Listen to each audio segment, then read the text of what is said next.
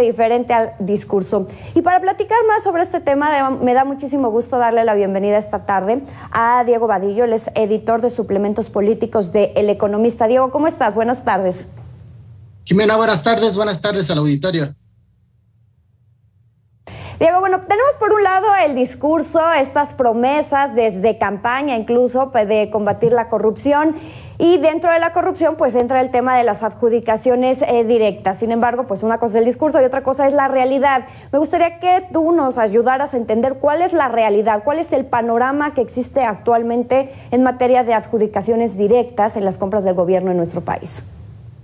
Bueno, ante lo que estamos es ante un abuso de la figura que tiene el gobierno para adquirir productos y servicios. Nada más para comentarlo, Transparencia Mexicana, por ejemplo, ha documentado hasta alrededor de 122 formas de venderle productos y servicios al gobierno. Una de ellas es la figura de la adjudicación directa, y lo que ha ocurrido en los últimos años es que se ha abusado de esa figura.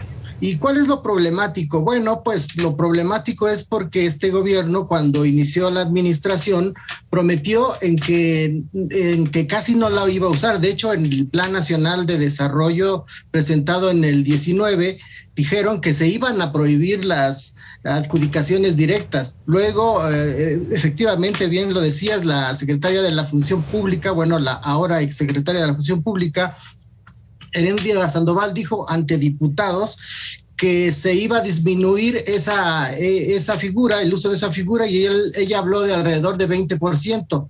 ¿Qué es lo que ha ocurrido? Es que, por ejemplo, el año pasado, y de acuerdo con reportes de la plataforma de Compranet que sistematizó Mexicanos contra la Corrupción y la Impunidad, se adjudicaron directamente alrededor del 80% de los contratos. Esto quiere decir que son alrededor de 127,000 contratos.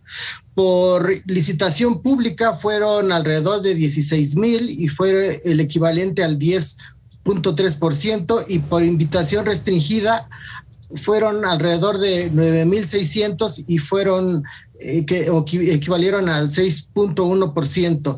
Ahora, si me permites, aquí yo diría 2 puntos. Uno, no estamos ante un asunto nuevo, y ojo, hablar de adjudicaciones directas no quiere decir que estamos hablando directamente y en automático de corrupción.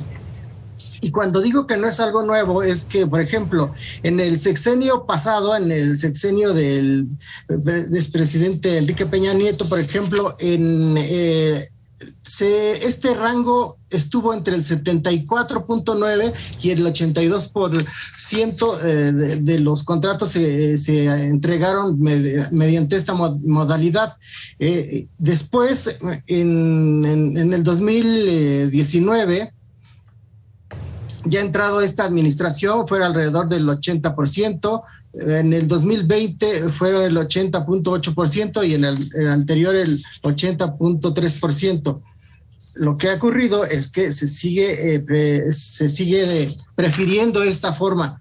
Ahora te decía, esto no significa que en automático es un asunto de corrupción. ¿Por qué? Pues porque tanto la ley de adquisiciones como la ley de obra pública los contemplan, pero lo que ocurre es que es muy problemático porque se presta primero a falta de transparencia y atenta contra la rendición de cuentas. Yo diría que de entrada eso es lo más problemático que hay en utilizar este tipo de herramientas para la contratación de productos y servicios por parte del gobierno federal.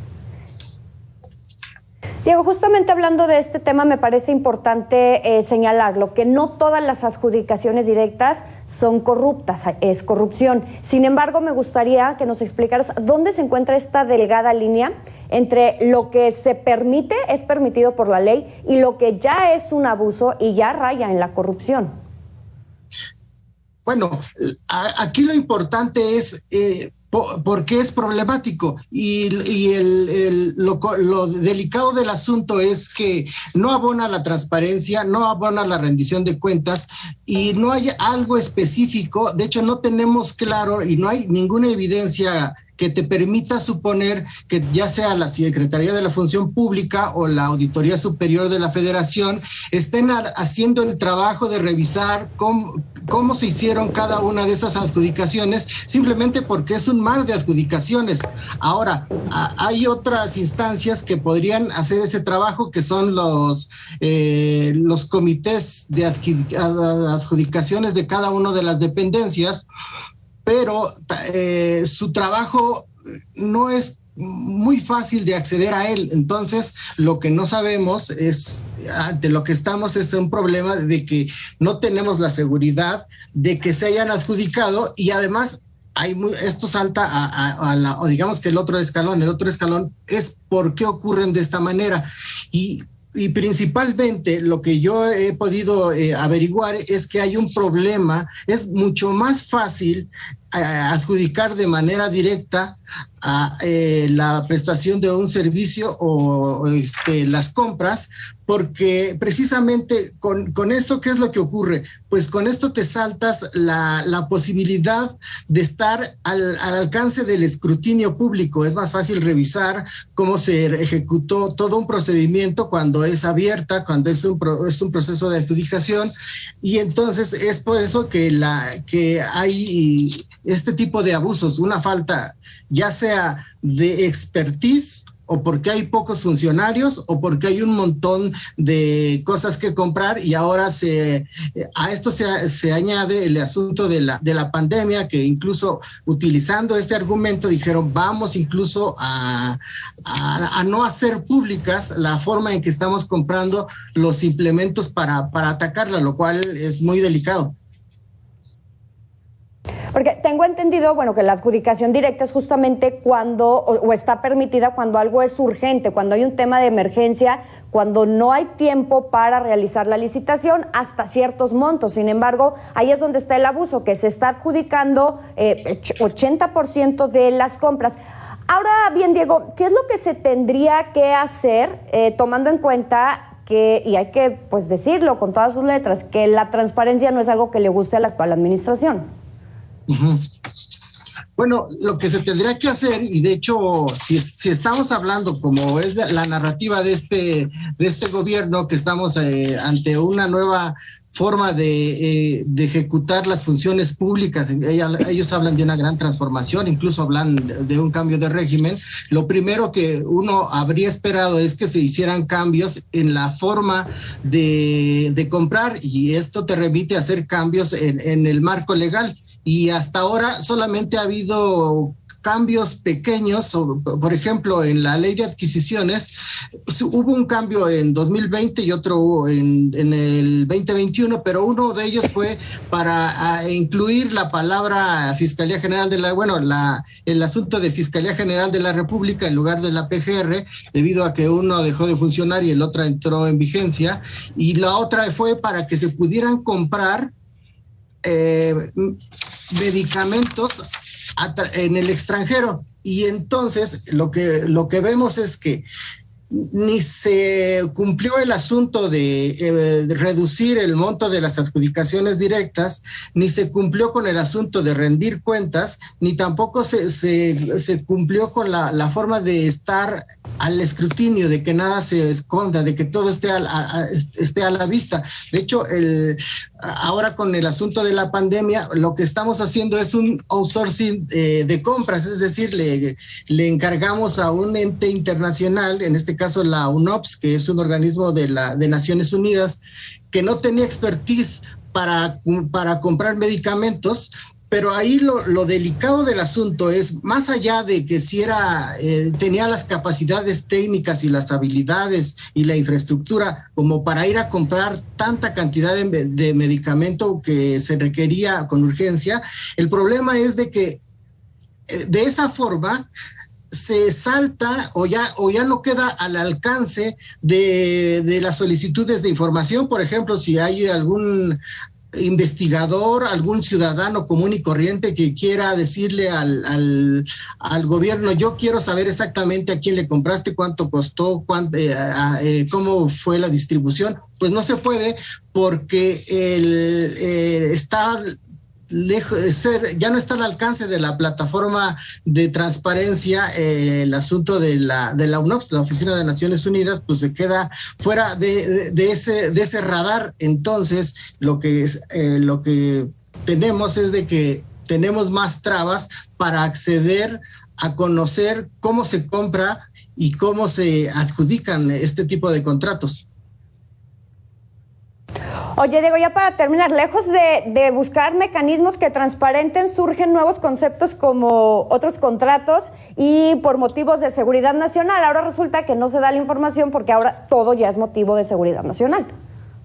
Sí, de hecho, algo curioso que salta cuando uno analiza las cifras de la forma en que se compra, hay un concepto que se llama otros, simplemente es otro, o sea, ni es adjudicación directa, ni es una adjudicación vía una subasta o abierto, ni tampoco es una invitación restringida, que también lo permite la ley, sino que son otros, y en esos otros hay un montón de productos y servicios que se están adquiriendo y que no sabemos. De hecho, hasta el año pasado se tenía registro de que habían comprado o se habían adjudicado alrededor de 5,103 contratos que representaban a 3.2% con esta figura.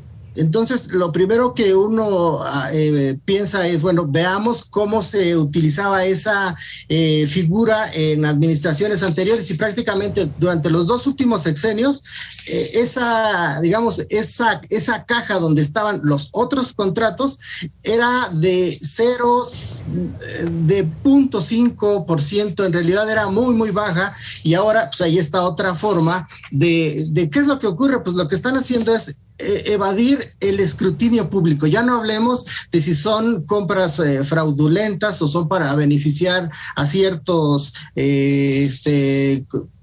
pues jugadores, sino digamos que son poco claras, y eso es pues algo sumamente delicado, ¿no? Que es hay quienes lo comparan incluso con las asignaciones directas. Por ejemplo, hay algunos cajones o digamos algunos rubros muy específicos como la publicidad que se le adjudican de manera directa, lo que quiere decir que algún funcionario tomó la decisión de a quién sí le iban a dar publicidad y a quién no.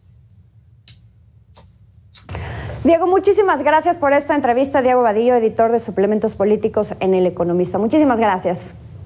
Gracias a ustedes. Buena tarde. Muy buenas tardes. Vámonos a un corte comercial y al regresar, Salvador González está listo con toda la información deportiva.